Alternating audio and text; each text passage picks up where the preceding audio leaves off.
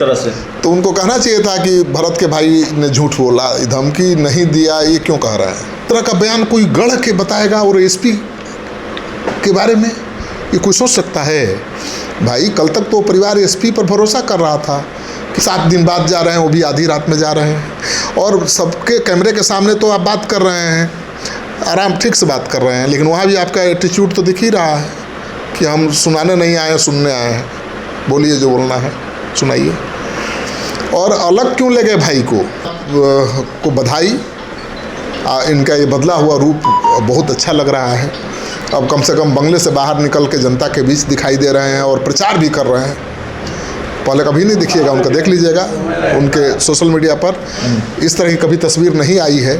और अब तो विवादों में हैं, सवाल उठ रहे हैं, तो आप देखिए अब उनका रील भी जारी होने लगा।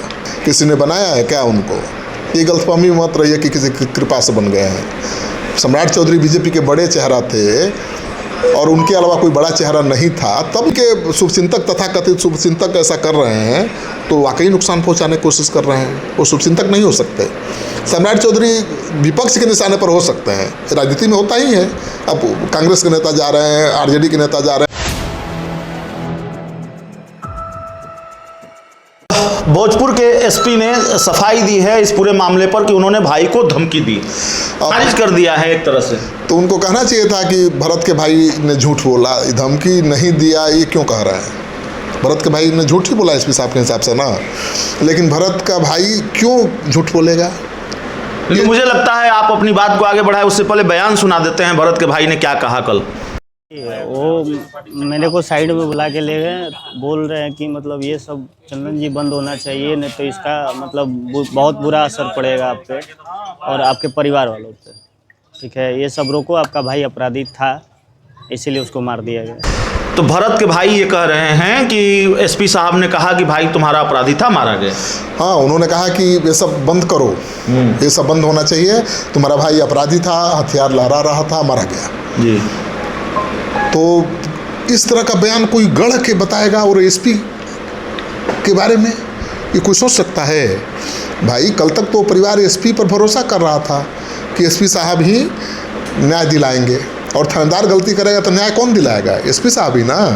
लेकिन एसपी साहब ही कटघरे में आ गए और रात में 11 बजे तो जाना ही नहीं चाहिए था किसी के घर में मिलने। कौन ऐसी आफत आई थी भाई?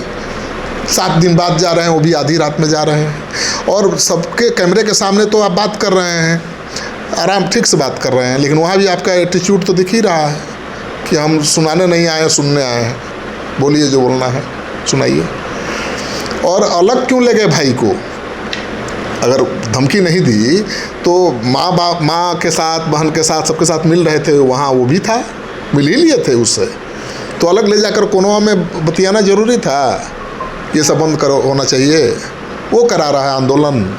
तो एसपी साहब तो आपसे मिले नहीं, आप गए थे उनके घर पर, अब जनता दरबार लगा रहे हैं। दिक्कत है कि एसपी साहब को बधाई, इनका ये बदला हुआ रूप बहुत अच्छा लग रहा है। अब कम से कम बंगले से बाहर निकल के जनता के बीच दिखाई दे रहे हैं और प्रचार भी कर रहे हैं। पहले कभी नहीं दिखिएगा उनका, देख लीजिएगा उनके सोशल मीडिया पर इस तरह की कभी तस्वीर नहीं आई है। और अब तो विवादों में हैं, सवाल उठ रहे हैं, तो आप देखिए अब उनका रील भी जारी होने लगा, वीडियो जारी होने लगा, जनता से मिल रहे हैं, दरबार लगा रहे हैं। अरे पत्रकारों से कम मिलिएगा। राजनीतिक रूप से भी इस मामले ने पूरा तूल पकड़ रखा है। आज उत्तर प्रदेश से अजय राय चल के आए, कांग्रेस के प्रदेश अध्यक्ष हैं, तो जो इस पूरे इनकाउंटर मामले की आंच है यूपी तक पहुंच चुकी है। अब देखिए असर तो पड़ेगा। बिहार और उत्तर प्रदेश में बहुत दूरी नहीं है। बिहार की राजनीति का बहुत बड़ा असर पड़ता है उत्तर प्रदेश पर, और उत्तर प्रदेश की राजनीति का बिहार पर। अगर चुनाव भी है ना यूपी में, तो देखिए कांग्रेस के लोग पहुंचने लगे, बीजेपी के मंत्री अभी तक पहुंचे नहीं है कोई। तो मुझे लगता है, और जेडीयू के जो खास कुछ नेता हैं वो अब इसको जातीय रंग देने लगे हैं, तो नुकसान तो होगा। मुझे लगता है कि जाति रंग मत दीजिए, क्योंकि सरकार से अच्छी बात क्या है कि सरकार परिवार के निशाने पर नहीं है, सरकार आम जनता के निशाने पर नहीं है, क्योंकि उसने समय से न्यायिक जांच का आदेश दे दिया है। सम्राट सरकार से अभी भी उम्मीद है परिवार को, कोई शिकायत नहीं है। तो फिर आप लोगों को क्या ज़रूरत है जाति रंग देने का? और अपराधी और दोषी आरोपित पुलिसकर्मियों के पक्ष में खड़े होने और का। सम्राट चौधरी को आपकी मदद की जरूरत भी नहीं है, गैर जरूरी मदद क्यों कर रहे हैं भाई? सम्राट चौधरी इनसे मदद मांगने गए हैं कि आप जाइए जातीय सम्मेलन करिए उनकी रक्षा के लिए।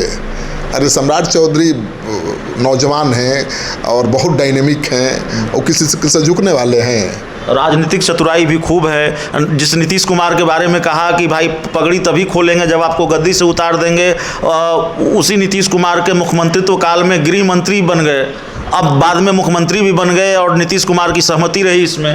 भाई तो राजनेता का तो यही गुण है। राजनेता जब क्या मकसद होता है भाई? तो इन नेताओं की तो इसमें कोई भूमिका नहीं रही होगी। हाँ, ये लोग मुख्यमंत्री बनाने में क्या सहयोग किए हैं सम्राट चौधरी को बता दें। सम्राट चौधरी अपने बल पर न बने मुख्यमंत्री, किसी ने बनाया है क्या उनको?